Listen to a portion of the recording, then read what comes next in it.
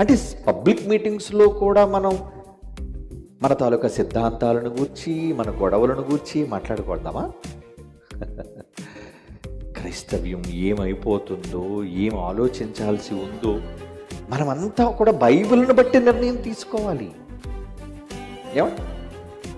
ఒకరి మీద ఒకరికి ద్వేషాలు మానుకోవాలి. సాధ్యమైతే కూర్చొని ఒకరినొకరు సహించుకుని ఏకాభిప్రాయం రావడం కోసం మనం ఆలోచించాలి. ఒక మాట అనేయటం చాలా సులువు.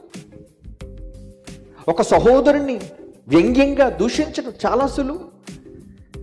కానీ రేపొద్దున యేసుక్రీస్తు వారు అడుగుతానన్నారు, మీరు పలికే వ్యర్థమైన ప్రతి మాటకు మీరు నాకు లెక్క చెప్పాలి. విమర్శ దినమందు లెక్క చెప్పాలి మీరంతా. కనుక మాటల విషయంలో మనం ఎంత జాగ్రత్తగా ఉండాలి.